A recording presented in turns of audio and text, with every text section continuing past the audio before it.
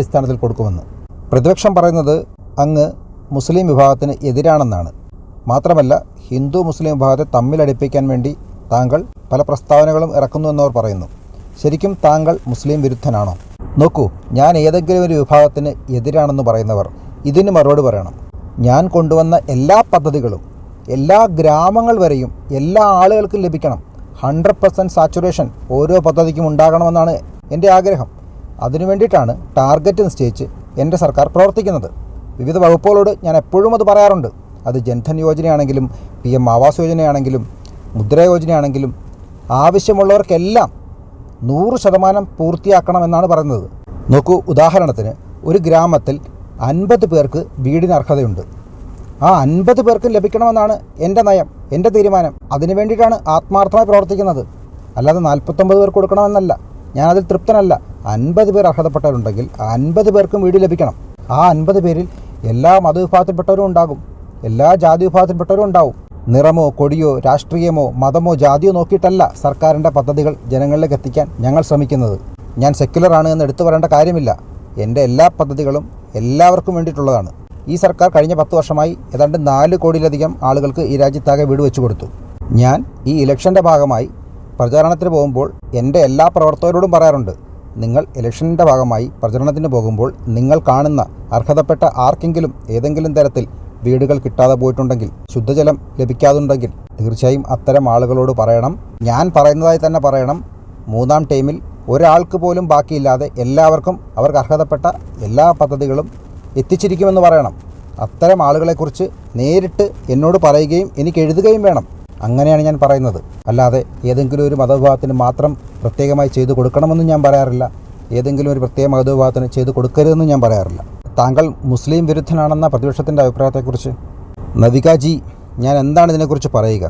ആത്മാർത്ഥമായി തന്നെ പറയുന്നു, എനിക്ക് ഇസ്ലാം മതത്തോടും വിരോധമില്ല, ഇസ്ലാം മതവിശ്വാസികളോടും വിരോധമില്ല.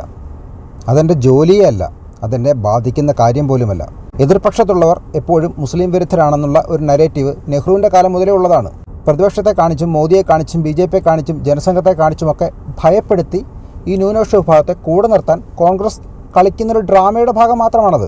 BJPയും ജനസംഘവും മോദിയുമൊക്കെ മുസ്ലിം വിരുദ്ധരാണെന്ന് പറയുന്ന കോൺഗ്രസ്സിന് അധികാരം കിട്ടിയപ്പോഴൊക്കെ അവർ ഈ രാജ്യത്തെ പാവപ്പെട്ട മുസ്ലിം ജനവിഭാഗത്തിന് വേണ്ടി ഒന്നും ചെയ്തിട്ടില്ല. ഇന്ന് ഈ രാജ്യത്തെ മുസ്ലിം ജനവിഭാഗത്തിന് തീർച്ചയായും പൂർണ്ണ വിശ്വാസമുണ്ട്. നരേന്ദ്രമോദി ആരെയും കടിച്ചു തിന്നുന്ന ഒരാളല്ലെന്ന് അവർക്ക് പൂർണ്ണ ബോധ്യമുണ്ട്. ഈ മുത്തലാഖിൻ്റെ കാര്യം തന്നെ സുപ്രീം കോടതി പോലും പലതവണ ഇതൊരു കാടൻ നിയമമാണെന്ന് പറഞ്ഞിട്ടും അതെടുത്തു മാറ്റാൻ മുമ്പ് ഭരിച്ചിരുന്നവർ തയ്യാറായില്ല. പക്ഷേ ഞാൻ തൻ്റെ ഇടത്തോടുകൂടി അതെടുത്തു കളഞ്ഞു. അതുകൊണ്ട് തന്നെ ഏറ്റവും കൂടുതൽ ഗുണമുണ്ടായത് ഇതേ മുസ്ലിം ജനവിഭാഗത്തിലെ സാധാരണ പാവപ്പെട്ട സ്ത്രീകൾക്കാണ്. ആ സഹോദരിമാർക്ക് മോദിയെ വിശ്വാസമുണ്ട്, അവർക്ക് എന്നോട് സ്നേഹമുണ്ട്, അവർ സത്യം മനസ്സിലാക്കുന്നുണ്ട്. അതുപോലെ ഞാൻ ആയുഷ്മാൻ ഭാരത് കാർഡ് നൽകുന്നു. അത് എല്ലാ വിഭാഗത്തിലും പെട്ട ആളുകൾക്കാണ് ലഭിക്കുന്നത്. അത് ഉപയോഗപ്പെടുത്തുന്ന മുസ്ലിം കുടുംബത്തിലെ ആളുകൾക്ക് വിശ്വാസമുണ്ട്, നരേന്ദ്രമോദി ചെയ്യുന്നത് ശരിയായ കാര്യമാണ്. ഈ കോൺഗ്രസും മറ്റ് പ്രതിപക്ഷ പാർട്ടികളും പറയുന്നത് പോലെ നരേന്ദ്രമോദി അങ്ങനെ മുസ്ലിം വിരുദ്ധനല്ല എന്ന് ഇന്ന് ഈ നാട്ടിലെ സാധാരണക്കാരായ മുസ്ലിം ജനവിഭാഗം മനസ്സിലാക്കുന്നുണ്ട്. വീടുകൾ നൽകുന്നതും കോവിഡ് വാക്സിൻ നൽകുന്നതും ഒന്നും മതം കലർത്തിയിട്ടല്ലല്ലോ. അതൊക്കെ മനസ്സിലാക്കാനുള്ള ബോധം ഇന്നത്തെ സാധാരണ ജനതയ്ക്കുണ്ട്. അത് മുസ്ലിം വിഭാഗത്തിൽപ്പെട്ട ആളുകൾക്കുമുണ്ട്. പക്ഷേ ചില മത നേതാക്കളും രാഷ്ട്രീയ നേതാക്കളും മാധ്യമങ്ങളും ഒക്കെ ഇങ്ങനെ ഭയം വിതയ്ക്കുമ്പോൾ ചിലർക്ക് ചില സംശയങ്ങളുണ്ടാവാം. പക്ഷേ മുൻപുണ്ടായിരുന്ന തരത്തിലുള്ള സംശയമൊന്നും ഇപ്പോൾ ഈ നാട്ടിലെ സാധാരണക്കാർക്കില്ല. ഇത്തരം ആളുകളുടെ നുണയൊന്നും എല്ലാ കാലവും വിലപ്പോവില്ല. മാധ്യമപ്രവർത്തകൻ്റെ അടുത്ത ചോദ്യം ഇങ്ങനെയായിരുന്നു, അങ്ങ് പറയുന്നത് പൂർണ്ണമായും ശരി തന്നെയാണ്. മുസ്ലിം വിരുദ്ധനായിട്ട് താങ്കൾ ഒരു പദ്ധതിയും ഈ നാട്ടിൽ കൊണ്ടുവരുന്നില്ല. എല്ലാവർക്കും വേണ്ടിയിട്ട് തന്നെയാണ് എല്ലാ പദ്ധതികളും കൊണ്ടുവരുന്നത്. പക്ഷേ അങ്ങ് ഗുജറാത്തിൽ ഭരണത്തിൽ കയറിയ 2002 മുതൽ ഇപ്പോൾ ഈ 2024 വരെയും ഇത്രയും കാലം എങ്ങനെയാണ് മുസ്ലിം ജനവിഭാഗത്തെ പ്രതിപക്ഷ പാർട്ടികൾക്ക് ഇതേ കാര്യം പറഞ്ഞ് വഴിതിരിച്ചുവിടാൻ കഴിയുന്നത്? എങ്ങനെയാണ് ഒരേ സാധനം വീണ്ടും വീണ്ടും വിൽക്കാൻ കഴിയുന്നത്? അത് താങ്കൾ ശ്രദ്ധിച്ചിട്ടുണ്ടോ? നിങ്ങൾ മനസ്സിലാക്കേണ്ട ഒരു പ്രധാനപ്പെട്ട കാര്യമെന്നത് 2002 മുതൽ 2024 വരെ തുടർച്ചയായി ഒരു സംസ്ഥാനത്തിൻ്റെ തലവനായും രാജ്യത്തിൻ്റെ തലവനായും ഞാൻ പ്രവർത്തിച്ചു വരുന്നു. ഞാൻ ഗുജറാത്തിൻ്റെ മുഖ്യമന്ത്രിയായിരുന്ന കാലത്തെക്കുറിച്ച് പറയാം. ഞാൻ അധികാരത്തിൽ വരുന്നതിന് മുമ്പ് ഒരു വർഷം എത്ര ദിവസങ്ങളിലാണ് വർഗീയ കലാപങ്ങൾ ഉണ്ടായിക്കൊണ്ടിരുന്നത്? 10 വർഷമുണ്ടെങ്കിൽ അതിൽ 7 വർഷവും വർഗീയ കലാപമാണെന്ന് തന്നെ പറയാം. പക്ഷേ ഞാൻ അധികാരത്തിൽ വന്നതിന് ശേഷം 2002 ശേഷം നിങ്ങൾ കണക്ക് നോക്കിക്കോളൂ, എന്തെങ്കിലും തരത്തിലുള്ള വർഗീയ കലാപങ്ങൾ ഗുജറാത്തിൽ നടക്കാറുണ്ടോ? ഇല്ല. അത് അവസാനിപ്പിക്കാൻ വേണ്ടത് ഞാൻ ചെയ്തു. എനിക്ക് മുസ്ലിം ജനവിഭാഗത്തിനോട് പറയാനുള്ളത് ഇതാണ്, വിദ്യാഭ്യാസവും വിവരവും വിവേകവുമുള്ള ആളുകൾ ഇത് മനസ്സിലാക്കി അവരുടെ സമൂഹത്തോട് പറഞ്ഞു കൊടുക്കേണ്ടത് ഇതാണ്: രാജ്യം എല്ലാ അർത്ഥത്തിലും മുന്നോട്ട് പോയിക്കൊണ്ടിരിക്കുന്ന കാലമാണിത്. സാധാരണ ജനങ്ങൾക്ക് പോലും എല്ലാ പദ്ധതിയും സർക്കാരിൻ്റെ പദ്ധതികൾ നേരിട്ട് ലഭിക്കുന്ന ഒരു കാലഘട്ടമാണ് കടന്നു പോകുന്നത്. കോൺഗ്രസിൻ്റെ കാലത്ത് നിങ്ങൾക്ക് ലഭിച്ചിരുന്നതിനേക്കാൾ കൂടുതൽ സഹായങ്ങൾ മുസ്ലിം വിരുദ്ധനെന്ന് പറയുന്ന ഈ നരേന്ദ്രമോദി ഭരിക്കുന്ന കാലത്തിലേ ലഭിച്ചത്. നിങ്ങൾ ആത്മാർത്ഥമായി വിശകലനം ചെയ്യണം. നരേന്ദ്രമോദി വീണ്ടും അധികാരത്തിൽ വന്നാൽ തീർച്ചയായും ന്യൂനപക്ഷ വിഭാഗത്തിൽപ്പെട്ട, പ്രത്യേകിച്ച് മുസ്ലിം വിഭാഗത്തിൽപ്പെട്ട കുട്ടികൾക്ക് കൂടുതൽ നല്ലതാണ് സംഭവിക്കാൻ പോകുന്നത്. അത് മനസ്സിലാക്കണം. ഈ ലോകമാകെ തന്നെ നോക്കിയാൽ മുസ്ലിം ജനവിഭാഗം പഴയ രീതിയിൽ നിന്നും വളരെയേറെ മുന്നോട്ട് പോയിക്കൊണ്ടിരിക്കുകയാണ്. അത് കാണുന്നില്ലേ? ഞാൻ കഴിഞ്ഞ 10 വർഷത്തിൽ എത്രയധികം മുസ്ലിം രാജ്യങ്ങളിൽ പോയിട്ടുണ്ട്. അവിടുത്തെ ഭരണാധികാരികളും ജനങ്ങളും വ്യക്തിപരമായും ഭാരതത്തിൻ്റെ പേരിലും എന്നെ ആദരിക്കുന്നുണ്ട്, എന്നെ സ്നേഹിക്കുന്നുണ്ട്. അവർ അത് മനസ്സിലാക്കുന്നുണ്ട്.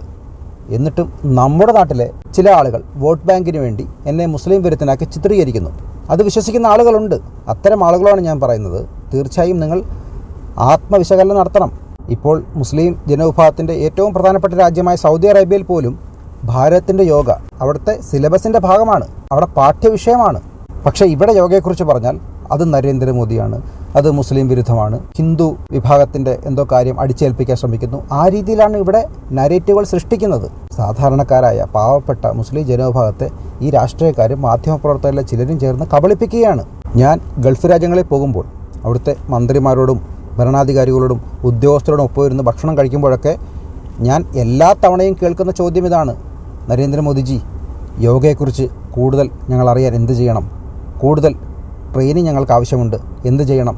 അവരിൽ പലരും നമ്മുടെ രാജ്യത്ത് വന്ന് പഠിക്കാറുണ്ട്. ഇവിടെ പഠിച്ചിട്ട് അവർ അവരുടെ നാട്ടിൽ പോയി പഠിപ്പിക്കാറുണ്ട്. അവരുടെ സാധാരണക്കാർക്ക് വേണ്ടി യോഗയെ അവർ ഫലപ്രദമായി ഉപയോഗിക്കുന്നുണ്ട്. പക്ഷേ ഇവിടെ യോഗ ഡേയെക്കുറിച്ചും യോഗ ആചരിക്കുന്നതിനെക്കുറിച്ചും ഞാൻ പറയുമ്പോൾ യോഗ ഹിന്ദുത്വത്തിൻ്റെ ഭാഗമാണ്, അത് മുസ്ലിം വിരുദ്ധമാണ് എന്നുള്ള രീതിയിലാണ് ഇവിടുത്തെ ചില ആളുകൾ ചർച്ച ചെയ്യുന്നത്. എത്ര ദ്രോഹമാണ് അവർ ചെയ്യുന്നത്? നിങ്ങൾ തീർച്ചയായും ഈ ചോദ്യങ്ങൾ അവരോടാണ് ചോദിക്കേണ്ടത്. ഇനി എനിക്ക് ഒന്നുകൂടി പറയാനുണ്ട്. ഇനി BJP മുസ്ലിം വിരുദ്ധരാണ് എന്ന് അവർ പറയുന്നത് കേട്ടിട്ട് നിങ്ങൾക്ക് ഭയം തോന്നുന്നുണ്ടെങ്കിൽ നിങ്ങൾ ഒരു 19 പേർ സംഘടിച്ച് വരൂ, BJP ഓഫീസിലെ മീറ്റിങ്ങുകളിൽ പങ്കെടുക്കൂ. അല്ലെങ്കിൽ നിങ്ങൾക്ക് ഭയമുള്ള ഈ ശാഖകളിലേക്ക് വരൂ. അവിടെ ആരും നിങ്ങളെ തടയില്ല. അവിടെ വന്നിട്ട് അവർ ചർച്ച ചെയ്യുന്നത് എന്താണ് എന്ന് നിങ്ങൾ മനസ്സിലാക്കൂ. അവർ അവിടെ നിങ്ങൾക്കെതിരെയാണോ സംസാരിക്കുന്നത്? ഈ രാജ്യത്തിൻ്റെ വികസനത്തെക്കുറിച്ചാണ് സംസാരിക്കുന്നത്? നിങ്ങളെയും കൂടി ഉൾക്കൊള്ളിച്ചുകൊണ്ട് എങ്ങനെ മുന്നോട്ട് പോകാം എന്നതിനെക്കുറിച്ചാണ് സംസാരിക്കുന്നത്? തീർച്ചയായും നിങ്ങൾ പോകണം. നിങ്ങളെ ആരാണ് തടയുന്നത്? അടുത്ത ചോദ്യം: നരേന്ദ്രമോദിജി, ഒരു രാഷ്ട്രീയക്കാരന് ഏറ്റവും കൂടുതൽ ആരോപണങ്ങൾ നേരിട്ടിട്ടുണ്ടെങ്കിൽ അത് താങ്കളാണ്. പക്ഷേ അതിനെതിരെയൊന്നും താങ്കൾ രൂക്ഷമായി പ്രതികരിച്ച് കണ്ടിട്ടില്ല. പക്ഷേ അടുത്തിടെ അമിത്ഷാ പറഞ്ഞതായി പറയുന്ന ഒരു വീഡിയോ, ഒരു ഫേക്ക് വീഡിയോ വ്യാപകമായി പ്രചരിച്ചപ്പോൾ താങ്കൾ സാധാരണ പ്രതികരിക്കാത്ത ഒരാൾ എന്ന നിലയിൽ താങ്കൾ വളരെ രൂക്ഷമായി പ്രതികരിച്ചു കണ്ടു. എന്തുകൊണ്ടാണ് അങ്ങനെ ആ വിഷയത്തിൽ പ്രതികരിക്കേണ്ടി വന്നത്? പണ്ടത്തെ പോലെയല്ല. ഇപ്പോൾ ആർട്ടിഫിഷ്യൽ ഇൻ്റലിജൻസിൻ്റെ സഹായത്തോടു കൂടി നമ്മുടെ മുഖമൊക്കെ വെച്ചിട്ട് നമ്മൾ പറയുന്നത് പോലെ തന്നെ ഇപ്പോൾ വീഡിയോ പ്രചരിപ്പിക്കാൻ പറ്റും. മധ്യപ്രദേശിലെ തിരഞ്ഞെടുപ്പ് നടക്കുമ്പോൾ നമ്മുടെ അമിതാഭ് ബച്ചൻജി സർക്കാരിനെതിരെ പറയുന്ന രീതിയിൽ ഒരു വോയിസ് വ്യാപകമായി പ്രചരിച്ചു. അദ്ദേഹം നേരിട്ട് എന്നെ വിളിച്ചു. ഈ രീതിയിൽ എനിക്ക് രാഷ്ട്രീയവുമായി യാതൊരു ബന്ധവുമില്ല, പക്ഷേ ഇങ്ങനെ ഒരു വ്യാപകമായി വോയിസ് പ്രചരിക്കുന്നു, എനിക്ക് അതിൻ്റെ കുറ്റക്കാരെ ഇന്ന് തന്നെ കണ്ടെത്തണം, എനിക്ക് ഉറങ്ങാൻ കഴിയുന്നില്ല എന്ന് അദ്ദേഹം പറഞ്ഞു. വളരെ വലിയ പ്രശ്നമുണ്ടാക്കുന്നൊരു കാര്യമാണത്. കാരണം സെലിബ്രിറ്റികളൊന്നും സാധാരണ ഇത്തരം കാര്യങ്ങൾ അഭിപ്രായം പറയുന്നതല്ല. പക്ഷേ സെലിബ്രിറ്റികളെ കൂടുതൽ ശ്രദ്ധിക്കുന്ന ആളുകൾ ഇത് അദ്ദേഹം പറഞ്ഞതാണെന്ന് വിശ്വസിച്ചേക്കാം. G20 സമ്മിറ്റ് പോലും ഞാൻ പറഞ്ഞിരുന്നു, ഇങ്ങനെ വ്യാപകമായി ആർട്ടിഫിഷ്യൽ ഇൻ്റലിജൻസ് ഒരു തരത്തിൽ ഗുണമാണെങ്കിലും മറ്റൊരു തരത്തിൽ ദോഷമാണ് എന്ന്. ഇങ്ങനെ AI ഉപയോഗിച്ച് ജനറേറ്റ് ചെയ്യുന്ന വീഡിയോകൾക്ക് നിങ്ങൾ ചാനലിലൊക്കെ കാണിക്കുമ്പോൾ വാട്ടർമാർക്ക് കൊടുക്കാറുണ്ടല്ലോ, അതുപോലെ it's created with AI technology എന്ന് എഴുതണം. അങ്ങനെ എഴുതി തന്നെ പ്രചരിപ്പിക്കണം. ആ രീതിയിലേക്ക് ലോകമാകെ ഒരു ചർച്ച ഞാൻ കൊണ്ടുവന്നിട്ടുണ്ട്. G20 സബ്മിറ്റിൽ അത് അവതരിപ്പിച്ചിട്ടുമുണ്ട്. കാരണം അത് ഇന്നത്തെ കാലത്ത് അത്യാവശ്യമാണ്. തീർച്ചയായും വളരെ സങ്കടകരമായ കാര്യമാണ് ഈ രീതിയിലുള്ള ഫേക്ക് വീഡിയോകളും ഒക്കെ സൃഷ്ടിച്ചുകൊണ്ട് പ്രതിപക്ഷം ഒരു സർക്കാരിനെതിരെ രാഷ്ട്രീയ തിരഞ്ഞെടുപ്പ് കാലത്തൊക്കെ ഉപയോഗിക്കുന്നത്. EVMൻ്റെ കാര്യം തന്നെ നോക്കൂ. EVMനെ കുറിച്ച് പ്രതിപക്ഷവും ചില മാധ്യമങ്ങളും എന്തൊക്കെയാണ് പറയുന്നത്? EVM പൂർണ്ണമായി നിയന്ത്രിക്കുന്നത് ഞാനാണെന്നാണ് പറയുന്നത്. അങ്ങനെ EVM നിയന്ത്രിക്കാൻ എന്നെക്കൊണ്ട് പറ്റുമെങ്കിൽ, EVM പൂർണ്ണമായും എൻ്റെ കയ്യിലാണെങ്കിൽ ഞാൻ ഇത്രയും കഷ്ടപ്പെടേണ്ട കാര്യമുണ്ടോ? രാത്രിയെന്നോ പകലെന്നോ ഇല്ലാതെ ഈ രാജ്യത്തിൻ്റെ മുക്കിലും മൂലയിലും പോയി ജനങ്ങളെ കണ്ട് എൻ്റെ സർക്കാരിൻ്റെ പദ്ധതികളെക്കുറിച്ചും എൻ്റെ സർക്കാരിൻ്റെ നേട്ടങ്ങളെക്കുറിച്ചും പറഞ്ഞ് അവരെ ബോധ്യപ്പെടുത്താൻ ശ്രമിക്കുകയാണ്. ഞാൻ അത്രയും കഷ്ടപ്പെടുന്നുണ്ട്. അങ്ങനെ കഷ്ടപ്പെടേണ്ട വല്ല കാര്യവുമുണ്ടോ? EVM എൻ്റെ കയ്യിലാണെങ്കിൽ അത്രയെങ്കിലും കോമൺ സെൻസ് ഈ അപവാദം പറയുന്നവർക്ക് ഉണ്ടാവണ്ടേ? നവികയുടെ അടുത്ത ചോദ്യം: മുകളിൽ നിന്ന് ഈ രാജ്യത്തെ പലരും പറയുന്നത് താങ്കൾ ഇപ്പോൾ ഏകാധിപതിയാണെന്നാണ്. കേവലം ഇന്ത്യയിൽ നിന്ന് മാത്രമല്ല അത്തരം വാദങ്ങൾ ഉയരുന്നത്. ഇന്ത്യക്ക് പുറത്തുനിന്നും പല ആളുകളും വലിയ ചർച്ചകൾ ഈ നാട്ടിൽ നടത്തുന്നുണ്ട്. താങ്കൾ പുടിനെ പോലെയാണെന്നും ഉത്തര കൊറിയൻ സ്വേച്ഛാധിപതിയെ പോലെയാണെന്നും ഒക്കെ പറയുന്നുണ്ട്. സുപ്രീം കോടതി താങ്കളുടെ നിയന്ത്രണത്തിലാണ്. ഇലക്ഷൻ കമ്മീഷൻ താങ്കളുടെ നിയന്ത്രണത്തിലാണ്. ഈ നാട്ടിലെ പ്രധാനപ്പെട്ട മുഖ്യമന്ത്രിമാരെ അരവിന്ദ് കെജ്രിവാളിനെയും ഹേമന്ത് സോറനെയും താങ്കൾ അറസ്റ്റ് ചെയ്യുന്നു. അന്വേഷണ ഏജൻസികളെ താങ്കൾ നിയന്ത്രിക്കുന്നു. രാജ്യം വളരെ വലിയ ഏകാധിപത്യത്തിലേക്കാണ് പോയിക്കൊണ്ടിരിക്കുന്നതെന്നാണ് പലരും പറയുന്നത്. അത് താങ്കൾ കേട്ടിട്ടുണ്ടോ? നവികാജി വളരെ നല്ലൊരു ചോദ്യം തന്നെയാണ് ചോദിച്ചത്. തീർച്ചയായും അതിനെനിക്ക് മറുപടിയുമുണ്ട്. പക്ഷേ അതിനു മുമ്പ് മാധ്യമപ്രവർത്തകർ എന്ന നിലയിൽ നിങ്ങൾ ചെയ്യേണ്ട ഒരു കാര്യമുണ്ട്. ഒരു രാജ്യം ഏകാധിപത്യത്തിലേക്ക് പോയിക്കൊണ്ടിരിക്കുകയാണെങ്കിൽ ഇങ്ങനെയൊക്കെ നടന്നാൽ മാത്രമാണ് ഈ രാജ്യം ഏകാധിപത്യത്തിലേക്ക് പോകുന്നത് എന്ന് നമുക്ക് വിലയിരുത്താം. അങ്ങനെയുള്ള 100 കാര്യങ്ങൾ നിങ്ങൾ നമ്പറിട്ട് ലെഫ്റ്റ് സൈഡിൽ എഴുതി വെക്കുക. അതിനടുത്ത വശത്ത് കോളമിട്ട് നരേന്ദ്രമോദിയുടെ 10 വർഷം, വാജ്പേയിയുടെ 10 വർഷം, മൻമോഹൻ സിംഗിൻ്റെ 10 വർഷം, നെഹ്റുജിയുടെ കാലം, ഇന്ദിരാജിയുടെ കാലം, രാജീവ് ഗാന്ധിയുടെ കാലം, അങ്ങനെ എഴുതി വെക്കണം. ഏകാധിപത്യം ഈ രാജ്യത്ത് സംഭവിക്കുകയാണെങ്കിൽ സംഭവിക്കാൻ പറ്റുന്ന കാര്യങ്ങൾ നിങ്ങൾ 100 പോയിൻറ്റുകൾ ഇടതുവശത്ത് എഴുതിയിട്ടുണ്ട്. അതിന് നേരെ ആ സംഭവങ്ങൾ ആരുടെ കാലഘട്ടത്തിലാണ് നടന്നത് എന്ന് നിങ്ങൾ ടിക്കിടണം. അങ്ങനെ ടിക്ക് ചെയ്താൽ എനിക്ക് ഉറപ്പായും പറയാൻ കഴിയും, നരേന്ദ്രമോദിയുടെ 10 വർഷത്തിന് നേരെ ഒരു ടിക്ക് പോലും നിങ്ങൾക്കിടാൻ കഴിയില്ല. നിങ്ങൾക്കിത് ഓർമ്മയുണ്ടോ? നിങ്ങളുടെ ന്യൂസ് റൂമുകളിൽ സർക്കാരിൻ്റെ പ്രതിനിധികൾ വന്നിരുന്ന് അവർ പറയുന്നത് മാത്രം ഈ രാജ്യത്ത് പ്രക്ഷേപണം ചെയ്യണം എന്ന് പറഞ്ഞിരുന്ന കാലമുണ്ടായിരുന്നു. ഈ രാജ്യത്തിൻ്റെ ആദ്യത്തെ പ്രധാനമന്ത്രിയായിരുന്ന കോൺഗ്രസിൻ്റെ ജവഹർലാൽ നെഹ്റുവിൻ്റെ ഭരണഘടനയോടുള്ള സമീപനം എന്തായിരുന്നു? സംവരണത്തോടുള്ള സമീപനം എന്തായിരുന്നു? നിങ്ങൾ ടിക്ക് ചെയ്യണം. അടിയന്തരാവസ്ഥയുടെ കാലത്ത് ഈ രാജ്യത്തെ പത്രപ്രവർത്തകർ എങ്ങനെയാണ് വാർത്തകൾ എഴുതിയിരുന്നത്? എത്ര ആളുകളാണ് ജയിലിൽ കിടന്ന് കവിത എഴുതിയിരുന്നത്? നിങ്ങൾ ടിക്ക് ചെയ്യണം. ഒരു പാട്ട് സർക്കാരിന് ഇഷ്ടപ്പെട്ടില്ലെന്ന് പറഞ്ഞ് അത് എഴുതിയ ആളെയും പാടിയ ആളെയും പിടിച്ച് ജയിലിലിട്ടു. ഇവിടെ സംഭവിച്ച കാര്യമാണ്. കിഷോർ കുമാറിൻ്റെ എല്ലാ ഗാനങ്ങളും ഇന്ത്യയിൽ നിരോധിച്ചു. അങ്ങനെ ഒരു സമയമുണ്ടായിരുന്നു. പ്രതിപക്ഷ നേതാക്കളെല്ലാം തന്നെ ജയിലിലായിരുന്നു. എത്ര പേർ ജയിലിലുണ്ടായിരുന്നതിൻ്റെ എണ്ണം പോലുമില്ല. അത്രയ്ക്കും പ്രതിപക്ഷത്തിൻ്റെ ശബ്ദമായിരുന്ന എല്ലാവരെയും പിടിച്ച് ജയിലിലിട്ടിരുന്നു. അങ്ങനെ ഒരു കാലവും ഈ രാജ്യത്തുണ്ടായിരുന്നു. എത്ര സംസ്ഥാന സർക്കാരുകളെ അവരുടെ അധികാരം ഉപയോഗിച്ച് താഴെയിട്ടു. ഇതെല്ലാം നിങ്ങൾ സ്റ്റഡി ചെയ്യണം. എന്നിട്ട് ഇത് ആരുടെയൊക്കെ കാലത്ത് എത്ര എണ്ണം വീതം നടന്നു എന്ന് നിങ്ങൾ ടിക്ക് ചെയ്യണം. അങ്ങനെ ടിക്ക് ചെയ്ത് മുന്നോട്ട് പോയാൽ നരേന്ദ്രമോദിയുടെ 10 വർഷത്തിൽ നിങ്ങൾക്ക് ഏകാധിപത്യത്തിൻ്റെ ഒരു സൂചന പോലും പറയാൻ കഴിയില്ല. ഒരു ടിക്ക് പോലും എൻ്റെ നേരെ വീഴില്ല. അതെനിക്ക് ഉറപ്പാണ്. അത് ഈ രാജ്യത്തെ ജനങ്ങൾക്കും അറിയാം. നാവികസേനയുടെ യുദ്ധക്കപ്പലെടുത്തുകൊണ്ടുപോയി പിക്നിക്കിന് പോയിരുന്ന പ്രധാനമന്ത്രിയും കുടുംബവും ഉണ്ടായിരുന്നു. അങ്ങനൊരു കാലമുണ്ടായിരുന്നു. ആർട്ടിക്കിൾ 356 ഉപയോഗിച്ച് 100-ലധികം തവണ സംസ്ഥാന സർക്കാരുകൾക്കെതിരെ അധികാരം ഉപയോഗിച്ചവരാരാണ്? സിഖ് വംശജർക്കെതിരെ രാത്രിക്ക് രാത്രി എത്ര ആളുകളുടെ വീടുകളാണ് ഇടിച്ചു നിരത്തിയത്? ലോകത്തിലെ ഏറ്റവും വലിയ ജനാധിപത്യ രാജ്യത്തെ ജനങ്ങളുടെ പൂർണ്ണ ബഹുമതിയോടുകൂടി കേവല ഭൂരിപക്ഷത്തിന് വേണ്ടതിൽ അധികം സീറ്റുകൾ നേടി 10 വർഷം ഈ രാജ്യത്തിൻ്റെ പ്രധാനമന്ത്രിയായിരുന്ന വ്യക്തിയാണ് ഞാൻ. ഞാൻ ഏകാധിപതിയാണെന്ന് പറയുന്നത് ഇന്ത്യയുടെ ജനാധിപത്യത്തെ അപമാനിക്കുന്നതിന് തുല്യമാണ്. എനിക്ക് നേരെ ചില ആളുകൾ പണം പറ്റിയും അല്ലാതെയും ഇത്രയും മോശമായ പദങ്ങൾ എനിക്കെതിരെ ഉപയോഗിച്ചിട്ടും തിരിച്ച് ഒരക്ഷരം പോലും എതിർത്ത് സംസാരിക്കാതെ അതെല്ലാം സഹിച്ച് ജനങ്ങൾക്ക് വേണ്ടി പ്രവർത്തിക്കുന്ന എൻ്റെ ജീവിതം തന്നെ ഞാൻ ജനാധിപത്യവാദിയാണെന്നതിൻ്റെ ഉദാഹരണം തന്നെയല്ലേ? ഞാൻ ഏകാധിപതിയാണെങ്കിൽ ഇങ്ങനെയാണോ പ്രതികരിക്കേണ്ടത്? ചോദ്യം ചോദിച്ച മാധ്യമപ്രവർത്തകൻ തന്നെ പറയുന്നു, തീർച്ചയായും താങ്കൾ പറഞ്ഞത് വളരെ ശരിയാണ്. ഞങ്ങളുടെ ചാനൽ വന്നിരുന്ന് പ്രധാനമന്ത്രിയെ രൂക്ഷമായ തെറി പറയുന്നവർ, നരേന്ദ്രമോദിയെ കൊല്ലണമെന്ന് പറയുന്നവർ ഇവിടെ സ്വാതന്ത്ര്യത്തോടുകൂടി ജീവിക്കുന്നു. എന്നിട്ടും അവർ തന്നെ പറയുന്നത് ഈ രാജ്യത്ത് നടക്കുന്നത് ഏകാധിപത്യമാണെന്നാണ്. തീർച്ചയായും എനിക്കും അത് വലിയ തമാശയായി തോന്നിയിട്ടുണ്ടെന്ന് ഇൻ്റർവ്യൂ ചെയ്യുന്ന ആൾ പോലും പറയുന്നുണ്ടായിരുന്നു. അടുത്ത ചോദ്യം നരേന്ദ്രമോദിയുടെ അമ്മയെക്കുറിച്ചായിരുന്നു. അതിന് മറുപടി നരേന്ദ്രമോദി വികാരഭരിതനായി പറഞ്ഞത്, സത്യം പറഞ്ഞു കഴിഞ്ഞാൽ എനിക്ക് ജന്മം നൽകിയെന്നതിൻ്റെ പേരിൽ അമ്മ ഒരുപാട് ദുഃഖം അനുഭവിച്ചിട്ടുണ്ട്. അമ്മയ്ക്ക് നീതി കൊടുക്കാൻ കഴിയാത്തൊരു മകനാണ് ഞാൻ. കാരണം വളരെ ചെറുപ്പത്തിൽ തന്നെ വീട് വിട്ടുപോയി, ഉലകം ചുറ്റി തിരിച്ചു വന്നു, പിന്നെ മുഖ്യമന്ത്രിയായി, പ്രധാനമന്ത്രിയായി, വല്ലപ്പോഴും മാത്രം അമ്മയെ കാണാൻ പോകുന്ന ഒരാൾ. ആ രീതിയിൽ അമ്മയെ പൂർണ്ണമായും സംരക്ഷിച്ച ഒരു മകനാണോ എന്ന് ചോദിച്ചു കഴിഞ്ഞാൽ തീർച്ചയായും അല്ല എന്നാണ് എൻ്റെ മറുപടി.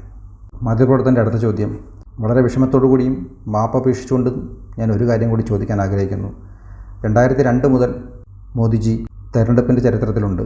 ആദ്യമായിട്ടാണ് അമ്മയില്ലാതെ അല്ലെങ്കിൽ അമ്മയുടെ അനുഗ്രഹം തേടാതെ ഒരു നാമനിർദ്ദേശ പത്രിക സമർപ്പിക്കാൻ പോകുന്നത്. അതിനെക്കുറിച്ച് 2002 കാലത്ത് പെട്ടെന്നൊരു ദിവസമാണ് വാജ്പേയിജി എന്നെ വിളിച്ചിട്ട് നാളെ തന്നെ ഗുജറാത്തിലേക്ക് പോകണം, മുഖ്യമന്ത്രിയാകണം എന്ന് എന്നോട് ആവശ്യപ്പെടുന്നത്. വളരെ പെട്ടെന്ന് തന്നെ ഞാൻ വാജ്പേയിജിയോട് പറഞ്ഞു, എനിക്കൊരിക്കലും അത് കഴിയില്ല. കാരണം എനിക്ക് അത്തരത്തിലുള്ള പരിചയമില്ല, അത്തരത്തിലുള്ള ആഗ്രഹങ്ങളുമില്ല. അതുകൊണ്ട് തന്നെ എനിക്ക് വേണ്ട, ഞാനത് നിരസിച്ചുകൊണ്ട് തിരികെ പോന്നു.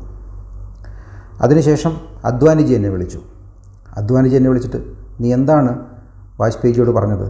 അത് എനിക്ക് പറ്റാത്തൊരു കാര്യം, എനിക്ക് പരിചയമില്ലാത്തൊരു കാര്യം എന്നെ ഏൽപ്പിക്കാൻ നോക്കി, അത് വേണ്ടെന്ന് ഞാൻ പറഞ്ഞു എന്ന് പറഞ്ഞു. അപ്പോൾ അദ്വാനിജി പറഞ്ഞത്, ഞങ്ങളെല്ലാവരും കൂടി ചേർന്നെടുത്ത തീരുമാനമാണ്. അതുമാത്രമല്ല, ഗുജറാത്തിൽ അവിടെയുള്ള MLA മാരും അവിടുത്തെ നേതാക്കന്മാരും എല്ലാം നരേന്ദ്രമോദിയെ ഗുജറാത്തിൻ്റെ മുഖ്യമന്ത്രിയെ വേണമെന്നാവശ്യപ്പെട്ടതിൻ്റെ തീരുമാനത്തിൻ്റെ ഫലമായി സംഘടന എടുത്ത തീരുമാനമാണ്. നീ അനുസരിച്ചേ പറ്റൂ. ഇന്ന് തന്നെ വാജ്പേയിയെ പോയി കണ്ട് സമ്മതം പറയണമെന്ന് പറഞ്ഞു. അതിനുശേഷം ഞാൻ വാജ്പേയിയെ പോയി കണ്ടു. സംഘടനയുടെ തീരുമാനം എന്താണെങ്കിലും അതനുസരിക്കാൻ ഞാൻ ബാധ്യസ്ഥനാണ്. എനിക്ക് പരിചയമില്ലാത്ത കാര്യമാണെങ്കിലും എന്നെക്കൊണ്ട് കഴിയും വിധം എൻ്റെ സംസ്ഥാനത്തിന് വേണ്ടി ഞാൻ ആ ചുമതല ഏറ്റെടുക്കാൻ തയ്യാറാണെന്ന് പറഞ്ഞു. എന്നിട്ട് ഞാൻ ആദ്യം ഇത് വിളിച്ചു പറഞ്ഞത് എൻ്റെ അമ്മയെടുത്താണ്. ഇങ്ങനെ വാജ്പേയിജിയുടെ നിർദ്ദേശപ്രകാരം ഞാൻ ഗുജറാത്തിൻ്റെ മുഖ്യമന്ത്രിയായി സ്ഥാനമേറ്റെടുക്കാൻ വേണ്ടി പോവുകയാണ്. അപ്പോൾ അമ്മ പറഞ്ഞ ആദ്യത്തെ വാചകം, എനിക്ക് വളരെയധികം സന്തോഷമുണ്ട്, എന്തായാലും ഇനിയെങ്കിലും കുറേ കാലം നീ എൻ്റെ അടുത്ത് കാണുമല്ലോ എന്നാണ്. അമ്മയുടെ സന്തോഷം അതായിരുന്നു. മകൻ മുഖ്യമന്ത്രി ആയതിലായിരുന്നില്ല, അമ്മയുടെ അടുത്ത് കുറച്ചു കാലമെങ്കിലും ഞാൻ ഉണ്ടാകും എന്ന സന്തോഷമായിരുന്നു അമ്മയ്ക്കുണ്ടായിരുന്നത്. ആ രീതിയിൽ അമ്മയില്ലാത്തൊരു ഇലക്ഷൻ എന്ന് പറയുന്നത് തീർച്ചയായും സങ്കടകരം തന്നെയാണ്. പക്ഷേ ഞാൻ ആ ഭാവത്തിൽ തന്നെയാണ് ഈ രാജ്യത്തെ എല്ലാ ഭാരതീയരായ അമ്മമാരെയും കാണുന്നത്. എൻ്റെ അമ്മയായി തന്നെയാണ് ഞാൻ അവരെ സങ്കല്പിക്കുന്നത്. തീർച്ചയായും ഈ രാജ്യത്തെ എല്ലാ അമ്മമാരുടെയും പ്രാർത്ഥനയും അനുഗ്രഹവും എന്നോടൊപ്പം എപ്പോഴും ഉണ്ടാകും എന്ന ഉറച്ച വിശ്വാസത്തോടെ തന്നെയാണ് ഞാൻ ഇത്തവണയും തിരഞ്ഞെടുപ്പിനെ നേരിടുന്നത്. അതിനെക്കുറിച്ച് പറയുമ്പോൾ മോദി വളരെ വികാരാധീനനായി വാക്കുകൾ കിട്ടാതെ കരയുന്ന ഒരു ഭാവത്തിലെത്തിയിരുന്നു. അപ്പോൾ നവികാജി പറഞ്ഞത്, ഞാനും ഒരു അമ്മയാണ്, താങ്കളുടെ ഈ വാക്കുകൾ എനിക്ക് നന്നായി മനസ്സിലാകുന്നുണ്ട്. ഒരിക്കലും ഈ രീതിയിൽ ഇമോഷണൽ ആകാൻ പാടില്ല എന്ന് എനിക്കറിയാം. പക്ഷേ എനിക്കങ്ങനെ ഒരു ആർട്ടിഫിഷ്യൽ ജീവിതം ജീവിച്ച ശീലമില്ല. ദാരിദ്ര്യത്തെക്കുറിച്ചും അമ്മമാരെക്കുറിച്ചും ഒക്കെ പറയുമ്പോൾ സ്വാഭാവികമായിട്ടും വിഷമമുണ്ടായാൽ എനിക്ക് കണ്ണീര് വരും, അതെൻ്റെ മുഖത്ത് പ്രകടമാകും. അതിനെ ആരൊക്കെ പരിഹസിച്ചാലും എനിക്കതിൽ പ്രത്യേകിച്ചൊന്നും പറയാനില്ല. കാരണം ഞാൻ എന്നോട് പുലർത്തേണ്ട ഏറ്റവും വലിയ നീതിയെന്ന് ഞാൻ വിശ്വസിക്കുന്നത് ഞാനായിരിക്കുക എന്നുള്ളതാണ്. ഞാനെന്നും ഞാനായി തന്നെയാണ് ഇരിക്കുന്നത്. അതിലെനിക്ക് അഭിമാനമേ ഉള്ളൂ. അടുത്ത ചോദ്യം, മോദിജി, ഞങ്ങളെപ്പോലുള്ള മാധ്യമപ്രവർത്തകർ താങ്കളോടൊപ്പം അമേരിക്കയിലും മറ്റ് വിദേശ രാജ്യങ്ങളിലുമൊക്കെ പോകുന്നുണ്ട്. അപ്പോൾ എനിക്ക് അതിശയം തോന്നിയൊരു കാര്യമാണ് വൈറ്റ് ഹൗസിനകത്തു നിന്നും മോദി എന്നുള്ള മുദ്രാവാക്യം വരുന്നത്. തീർച്ചയായും ഞങ്ങളെപ്പോലുള്ള മാധ്യമപ്രവർത്തകർക്ക് പോലും അഭിമാനം തോന്നിയ നിമിഷമായിരുന്നു. അതുപോലെ തന്നെ ഇന്ന് ഇന്ത്യക്കാരൻ എന്ന നിലയിൽ ഒരു അഭിമാനം എല്ലാ ഭാരതീയർക്കും, അത് രാജ്യത്തിനുള്ളിലും പുറത്തുമുള്ള ഭാരതീയർക്കുണ്ട്. അതുപോലെ തന്നെ മുൻപൊക്കെ അമ്പലത്തിൽ പോകുന്നത് പോലും തെറ്റാണ് എന്ന് കരുതിയിരുന്ന ഒരവസ്ഥയിൽ നിന്നൊക്കെ മാറി ഇന്ന് അഭിമാനത്തോടു കൂടി ഒരു ഹിന്ദു അമ്പലത്തിൽ പോകുന്നു. ആ രീതിയിൽ ഹിന്ദുവിൻ്റെ ഉള്ളിലും സ്വാഭിമാനം നിറയ്ക്കാൻ താങ്കളുടെ ഭരണകാലത്തിന് കഴിഞ്ഞിട്ടുണ്ട്. ഇതിനുവേണ്ടി താങ്കൾ എന്തൊക്കെയാണ് ചെയ്യുന്നത്? എൻ്റെ ജീവിതം തന്നെ അതിനു വേണ്ടിയിട്ടുള്ളതാണ്. ഭാരതം, ഭാരതീയരെന്ന നിലയിൽ ഈ ലോകത്ത് അഭിമാനത്തോടു കൂടി അവർക്ക് ജീവിക്കാൻ കഴിയണം. അതിനുവേണ്ടി തന്നെയാണ് ഞാൻ ജീവിക്കുന്നത്. എൻ്റെ ചിന്ത എന്നത് ഭാരതത്തെ സ്നേഹിക്കുന്ന ആരും അവർ ഈ രാജ്യത്തുള്ളവരാവട്ടെ, രാജ്യത്ത് പുറത്ത് ജീവിക്കുന്നവരാവട്ടെ, അവരുടെ കൊടിയുടെ നിറമോ ജാതിയോ മതമോ ഭാവമോ വർഗമോ വേഷമോ ഒന്നും എനിക്ക് വിഷയമല്ല. ഒരിക്കലും കണ്ണടച്ച് വിശ്വസിക്കണമെന്ന് ഞാൻ പറയുന്നില്ല. കണ്ണ് തുറന്ന് ചുറ്റുമുള്ളതും മനസ്സിലാക്കി തന്നെ ഭാരതത്തിൻ്റെ ആ വളർച്ചയെ വിശ്വസിക്കണം, അതിൽ അഭിമാനം കൊള്ളണം.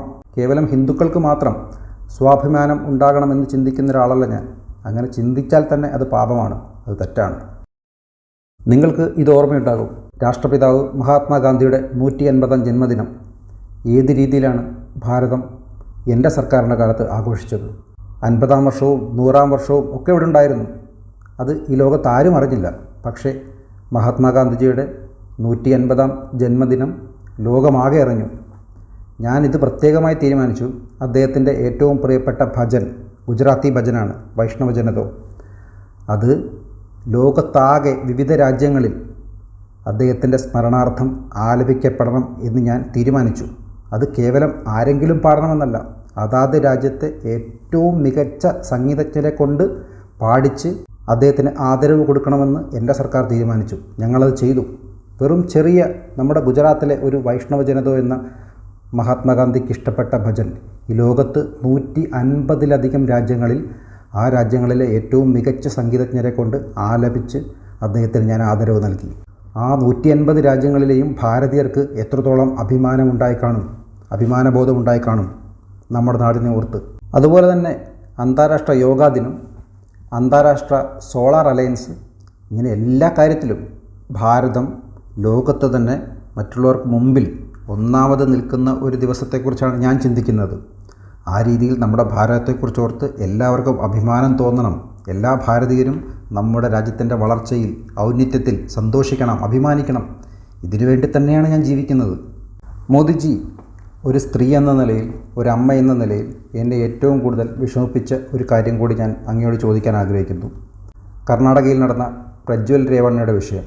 അധികാരത്തിൻ്റെ ലഹരി ഉപയോഗിച്ചുകൊണ്ട് അദ്ദേഹം എത്ര സ്ത്രീകളെയാണ് ദുരുപയോഗിച്ചത്. ഇന്നലെ പോലും അദ്ദേഹത്തിൻ്റെ ഫാം ഹൗസിൽ നിന്ന് ഒരു ജോലിക്കാരിയെ കണ്ടെത്തിയതായി വാർത്ത വന്നിട്ടുണ്ട്. ഏതാണ്ട് 3000-ഓളം വീഡിയോകളാണ് സ്ത്രീകളെ ദുരുപയോഗിച്ചതുമായി ബന്ധപ്പെട്ട് പുറത്തു വന്നിരിക്കുന്നത്. അദ്ദേഹം രാജ്യം വിട്ടുപോകുന്ന ഒരു അവസ്ഥയുമുണ്ടായി.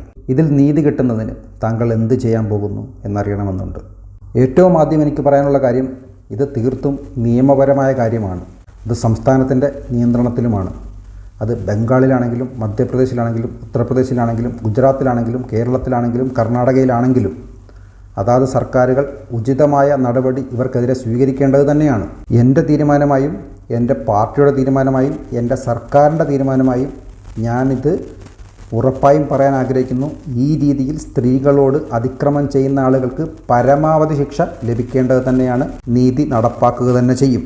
പക്ഷേ മറ്റൊരു പ്രധാനപ്പെട്ട കാര്യം കൂടി എനിക്ക് പറയാനുണ്ട്. അത് ഇതിനോട് ചേർത്ത് നിങ്ങൾ മനസ്സിലാക്കേണ്ട കാര്യം തന്നെയാണ്. നിങ്ങളിപ്പോൾ പറയുന്ന ഈ 2900, 3000, 5000 എത്രയായാലും ശരി, അത് ഒരു ദിവസം കൊണ്ട് സംഭവിച്ച ഒരു കുറ്റകൃത്യമല്ലെന്ന് ഉറപ്പാണല്ലോ. അതിൻ്റെ അർത്ഥമെന്ന് പറയുന്നത് ദേവഗൗഡ കോൺഗ്രസിനോടൊപ്പം സർക്കാരിൻ്റെ ഭാഗമായിരുന്ന കാലത്തും ഇതേ രേവണ്ണ ഇതിലധികം ക്രൂരതകൾ ചെയ്തുകൊണ്ടേയിരുന്നു. അങ്ങനെ തന്നെയല്ലേ നമ്മൾ മനസ്സിലാക്കേണ്ടത്? അതിൻ്റെ അർത്ഥമെന്ന് പറയുന്നത് അവരുടെ സർക്കാരിൻ്റെ ഭാഗമായിരുന്ന സമയത്ത് ഈ ക്രൂരകൃത്യങ്ങൾ അവർ ഒളിപ്പിച്ചു വെച്ചിരുന്നു എന്നല്ലേ? അത് എന്ത് തരം നീചമായ രാഷ്ട്രീയമാണ്, എന്ത് നീതിയാണ്? എപ്പോഴാണ് ഈ വിഷയം പുറത്തു വന്നത് എന്നതുകൂടി നിങ്ങൾ പഠിക്കണം. അതായത് കർണാടകയിൽ വൊക്കലിംഗ സമുദായത്തിന് കൂടുതൽ പ്രാധാന്യമുള്ള മേഖലയിലെ 14 മണ്ഡലത്തിലെ ഇലക്ഷൻ പൂർത്തിയായതിന് ശേഷം അടുത്ത 14 മണ്ഡലത്തിലേക്കുള്ള തിരഞ്ഞെടുപ്പ് ബാക്കിയുള്ള സമയത്താണ് ഈ വിഷയം പുറത്തു കൊണ്ടുവരുന്നത്. അതും നിങ്ങൾ മനസ്സിലാക്കേണ്ട കാര്യം, ഇത്രയും വലിയ കുറ്റകൃത്യം ചെയ്തുവെന്ന് സംസ്ഥാന സർക്കാരിന് ബോധ്യമുണ്ടായിട്ടും ഈ കുറ്റകൃത്യം ചെയ്ത വ്യക്തി രാജ്യം വിടുന്നതുവരെ പുറത്ത് പറയാതിരുന്നിട്ട് അദ്ദേഹം രാജ്യം വിട്ടു പോയതിന് ശേഷമാണ് എനിക്ക് കത്തെഴുതുന്നത്. ആ വ്യക്തി കുറ്റകൃത്യം ചെയ്തുവെന്ന് കൃത്യമായ ബോധ്യമുള്ള ഒരു സംസ്ഥാന സർക്കാർ എന്തിന് അദ്ദേഹത്തെ ആ സംസ്ഥാനം വിട്ട് പുറത്തു പോകാൻ അനുവദിച്ചു? എന്നാൽ ഇദ്ദേഹം രാജ്യം വിടാതിരിക്കാൻ കേന്ദ്ര ഗവൺമെൻറ്റിന് നേരത്തെ റിപ്പോർട്ട് നൽകിയോ? ഇല്ല. നൽകിയിരുന്നെങ്കിൽ വിമാനത്താവളങ്ങളിൽ അദ്ദേഹത്തിന് ഞങ്ങൾ ബ്ലോക്ക് ചെയ്യുമായിരുന്നു. പക്ഷേ അദ്ദേഹത്തിന് രാജ്യം വിടാനുള്ള മുഴുവൻ അവസരവും കോൺഗ്രസ് ഒരുക്കിയതിന് ശേഷമാണ് ഈ നാടകം പുറത്തു പറയുന്നത്. ഇത് തീർച്ചയായും രാഷ്ട്രീയ കളി മാത്രമാണ്. കാരണം ഈ പറയുന്ന കുറ്റകൃത്യങ്ങളെല്ലാം തന്നെ ചെയ്തത് അവരുടെ സർക്കാരിൻ്റെ ഭാഗമായിരുന്ന കാലത്താണ്. അവരുടെ സർക്കാരിൻ്റെ ഭാഗമായിരുന്നിട്ടാണ് ഇത്രയും സ്ത്രീകളെ അയാൾ ദുരുപയോഗം ചെയ്തത്, ഈ രീതിയിലുള്ള അക്രമം ചെയ്തത്. എൻ്റെ തീരുമാനം ഇതുമാത്രമാണ്. ഏത് രാഷ്ട്രീയത്തിലുള്ളവനാണെങ്കിലും ഏത് ജാതിയിൽപ്പെട്ടവനാണെങ്കിലും ഏത് മതത്തിൽപ്പെട്ടവനാണെങ്കിലും സ്ത്രീകളോട് അതിക്രമം ചെയ്തവൻ ശിക്ഷിക്കപ്പെട്ടേ മതിയാകൂ.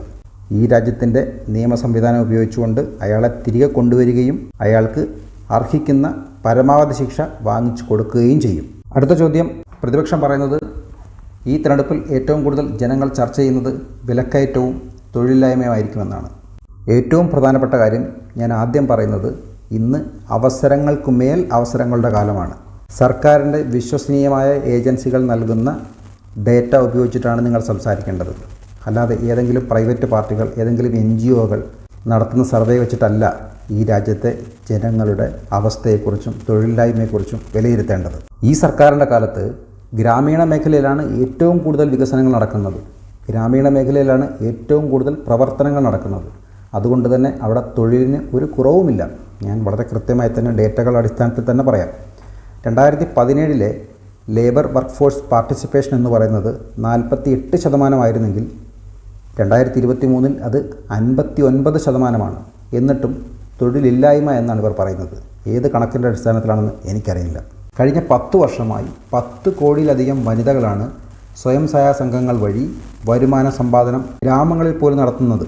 അതുകൂടാതെ എൻ്റെ പ്രത്യേക പദ്ധതിയായിരുന്നു ഗ്രാമങ്ങളിലെ സ്ത്രീകൾക്ക് കൂടുതൽ ഉന്നമനം നൽകുന്നതിന് വേണ്ടി 1 കോടി ലക്ഷാധിപതികളെ ഡ്രോൺ ദീദി എന്ന പ്രോഗ്രാമിൻ്റെ ഭാഗമായിട്ട് ഉണ്ടാക്കുക എന്നത്. 1 കോടി സ്ത്രീകളാണ് ആ രീതിയിൽ നിന്ന് ഗ്രാമങ്ങളിൽ വരുമാനം ഉണ്ടാക്കുന്നത്. എൻ്റെ സർക്കാരിൻ്റെ ലക്ഷ്യം അടുത്ത ടൈമിൽ അത് 3 കോടിയാക്കുക എന്നുള്ളതാണ്. ഗ്രാമീണ മേഖലയിൽ മാത്രം 3 കോടി വനിതകളെ ലക്ഷാധിപതികളാക്കുന്ന പ്രോഗ്രാം. EPFൻ്റെ ഡേറ്റ നോക്കിയാൽ 6.5 കോടിയിലധികം ആളുകൾ അതിൽ രജിസ്റ്റർ ചെയ്ത് പണമടയ്ക്കുന്നുണ്ട്. EPF എന്ന് പറയുന്നത് വെറുതെ ആർക്കെങ്കിലും കള്ളക്കണക്കുണ്ടാക്കാൻ കഴിയുന്നതെന്നല്ലെന്ന് നിങ്ങൾക്കറിയാമല്ലോ. 6.5 കോടിയിലധികം ആളുകൾ EPFൻ്റെ ഭാഗമായി പ്രൊവിഡൻറ്റ് ഫണ്ട് അടയ്ക്കുന്നുണ്ട്. കാരണം അത്രയും ആളുകൾക്കും ജോലിയുണ്ട്, വരുമാനമുണ്ട് എന്ന് തന്നെയാണ് അർത്ഥം. ഈ രാജ്യത്താകമാനം നടക്കുന്ന വികസന പ്രവർത്തനങ്ങൾ, റോഡ് നിർമ്മാണങ്ങൾ, റെയിൽവേ, പാലങ്ങൾ, ഇൻഫ്രാസ്ട്രക്ചർ ഡെവലപ്മെൻറ്റുകൾ ഇതെല്ലാം ഇരട്ടിയിലധികം വളർന്നുകൊണ്ടിരിക്കുമ്പോൾ അവിടെ ആർക്കും തൊഴിൽ ലഭിക്കുന്നില്ല എന്ന് പറഞ്ഞാൽ അത് എന്തിൻ്റെ കണക്കാണെന്ന് എനിക്ക് മനസ്സിലാകുന്നില്ല. മുദ്രാ യോജന തന്നെ, ഈ രാജ്യത്ത് 40 കോടിയിലധികം ആളുകളാണ് മുദ്രാ യോജന പദ്ധതി വാങ്ങിയെടുത്തത്. അതിൽ 8 കോടി ആളുകൾ ജീവിതത്തിൽ ആദ്യമായി ബിസിനസ് ചെയ്യുന്നവരാണ്. ഒരു മുദ്രാ യോജന സക്സസ്ഫുള്ളായ എൻ്റർപ്രണർ മറ്റൊരാൾക്ക് കൂടി ജോലി കൊടുത്തു എന്ന് കരുതിയാൽ പോലും എത്രയധികം ആളുകൾക്ക് മുദ്രാ യോജന പദ്ധതിയുടെ ഭാഗമായി മാത്രം ജോലി ലഭിച്ചിട്ടുണ്ട്. ഇതൊന്നും കാണാതെയാണ് തൊഴിലില്ലായ്മ എന്നിവർ പറഞ്ഞുകൊണ്ടേയിരിക്കുന്നത്. ഇന്ന് അവസരങ്ങൾക്കുമേൽ അവസരമാണ്.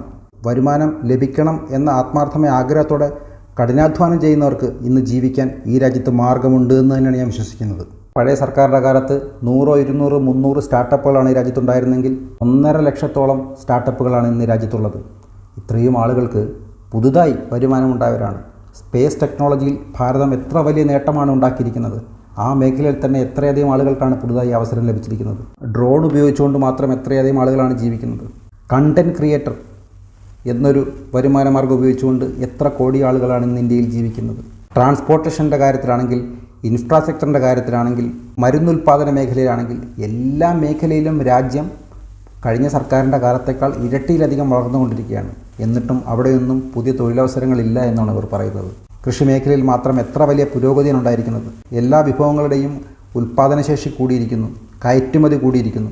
എന്നിട്ടും തൊഴിലവസരങ്ങളില്ല, വരുമാനം കുറയുന്നു എന്നിവർ പറയുന്നത് ഏത് കണക്കുകളുടെ അടിസ്ഥാനത്തിലാണ്? നമ്മുടെ രാജ്യം 5G പൂർത്തിയാക്കി 6Gയിലേക്ക് വന്നുകൊണ്ടിരിക്കുന്നു. ഒപ്റ്റിക്കൽ ഫൈബർ കണക്ടിവിറ്റി, ടവറുകളുടെ നിർമ്മാണം, ടവറുകളുടെ ഇറക്ഷൻ, ഇതിനൊക്കെ തൊഴിലവസരങ്ങളില്ലേ? ഇവിടെയൊക്കെ ആർക്കും പുതുതായി തൊഴിൽ ലഭിക്കുന്നില്ല എന്നാണ് അവർ പറയുന്നത്. കഴിഞ്ഞ സർക്കാരുകളുടെ കാലത്തേക്കാൾ ഇരട്ടിയിലധികം വർധനമാണ് എല്ലാ മേഖലയിലും ഈ രാജ്യത്തുണ്ടായിരിക്കുന്നത്. എത്രയധികം കിലോമീറ്റർ റോഡുകൾ നിർമ്മാണം, എത്ര പാലങ്ങൾ, ഫ്ലൈ ഓവറുകൾ, വിമാനത്താവളങ്ങൾ, മൊബൈൽ ഫോൺ ഫാക്ടറികൾ, ഇതെല്ലാം ഈ രാജ്യത്ത് കൂടുതൽ ഉണ്ടായിക്കൊണ്ടിരിക്കുകയാണ്. തീർച്ചയായും അവിടെ എല്ലാം കൂടുതൽ തൊഴിലവസരങ്ങൾ ഉണ്ടാവുകയല്ലേ വേണ്ടത്? അങ്ങനെയല്ലേ സംഭവിക്കുക? അതുപോലെ വിലക്കയറ്റത്തിൻ്റെ കാര്യത്തിൽ ഞാൻ മറുപടി പറഞ്ഞില്ല. ഇന്ദിരാഗാന്ധിയുടെ കാലത്ത് എത്ര വലിയ വിലക്കയറ്റമാണ് ഉണ്ടായിരുന്നത്. തീർച്ചയായും നിങ്ങളത് കുട്ടികളെ പഠിപ്പിക്കേണ്ടതാണ്, ചാനലുകളിൽ ചർച്ച ചെയ്യേണ്ടതാണ്. മറ്റൊരു കാലത്ത് ഇന്ത്യയിലൊരു പ്രധാനമന്ത്രി പറഞ്ഞത് ഉത്തര കൊറിയയിൽ യുദ്ധം നടക്കുന്നത് കൊണ്ട് ഇന്ത്യയിൽ സാധനങ്ങൾക്ക് വില കൂടിയെന്നാണ്. ഉത്തര കൊറിയയും ഇന്ത്യയും തമ്മിൽ യാതൊരു ബന്ധവുമില്ല. പക്ഷേ എന്നാൽ എൻ്റെ സർക്കാരിൻ്റെ കാലത്ത് ഇപ്പോഴും ഉക്രൈനും റഷ്യയും തമ്മിൽ യുദ്ധങ്ങൾ നടന്നുകൊണ്ടേയിരിക്കുന്നു. നമ്മൾക്ക് പ്രധാനപ്പെട്ട ചില കാര്യങ്ങൾ, ഇന്ധനം, കാർഷിക വളങ്ങൾ, രാസവളങ്ങൾ, ഇതൊക്കെ നമ്മൾ ഇറക്കുമതി ചെയ്യുന്നത് ഉക്രൈൻ, റഷ്യ മേഖലയിൽ നിന്ന് തന്നെയാണ്. അതിൽ വലിയ തടസ്സങ്ങൾ നേരിട്ടിട്ടുണ്ട്. അത്തരം തടസ്സങ്ങൾ സ്വാഭാവികമായും സമൂഹത്തെ ബാധിക്കുകയും ചെയ്യും. തീർച്ചയായും നിങ്ങളുടെ കൂടി ഉത്തരവാദിത്തമാണ് ഇത്തരം കാര്യങ്ങൾ മാധ്യമങ്ങളിൽ ചർച്ച ചെയ്യേണ്ടത്. അല്ലാതെ എന്തെങ്കിലും വിവാദ വിഷയങ്ങൾ മാത്രമല്ല വൈകുന്നേരങ്ങളിൽ ചർച്ചയ്ക്കെടുക്കേണ്ടത്. ഇത്തരം കാര്യങ്ങൾ കൂടി ചർച്ച ചെയ്യണം. 2014 മുമ്പ് എത്ര വിലക്കയറ്റം ഉണ്ടായിരുന്നു, 2014 ശേഷം ഏതൊക്കെ സ്ഥാനത്തിനാണ് വില കൂടിയത്, കുറഞ്ഞത്, അതിനുള്ള കാരണം എന്താണ്? ഇതൊക്കെ തീർച്ചയായും നിങ്ങൾ ജനങ്ങളെ ബോധ്യപ്പെടുത്തണം. എന്തു പറഞ്ഞാലും രാഷ്ട്രീയം പറയാൻ വേണ്ടി മാത്രം വരുന്ന ചില ആളുകളുണ്ടല്ലോ, അത്തരം ആളുകളെ ചർച്ചയ്ക്ക് വിളിക്കരുത്. എന്തെങ്കിലുമൊക്കെ കാര്യങ്ങൾ പറഞ്ഞാൽ മനസ്സിലാക്കുന്ന, അറിയാവുന്ന ആളുകളെ ചർച്ചയ്ക്ക് വിളിച്ചിരുത്തി നിങ്ങൾ ഇതൊക്കെ ജനങ്ങളെ ബോധ്യപ്പെടുത്തേണ്ടത് തന്നെയാണ്. ഇതൊക്കെ നിങ്ങളുടെ കൂടി ഉത്തരവാദിത്തമാണെന്നാണ് എനിക്ക് പറയാനുള്ളത്. മോദിജി, എനിക്ക് ഒരു കാര്യം കൂടി ചോദിക്കാനുണ്ട്. താങ്കൾ തിരഞ്ഞെടുപ്പ് റാലികളിലും ഒക്കെ പറയുന്നുണ്ട് കഴിഞ്ഞ 10 വർഷം വെറും ട്രെയിലർ മാത്രമായിരുന്നു, ഇനിയുള്ള വലിയ വലിയ തീരുമാനങ്ങൾ വരാൻ പോകുന്നതേ ഉള്ളൂ എന്നൊക്കെ. താങ്കളുടെ ഈ ആത്മവിശ്വാസത്തിൻ്റെ ഘടകം എന്താണ്?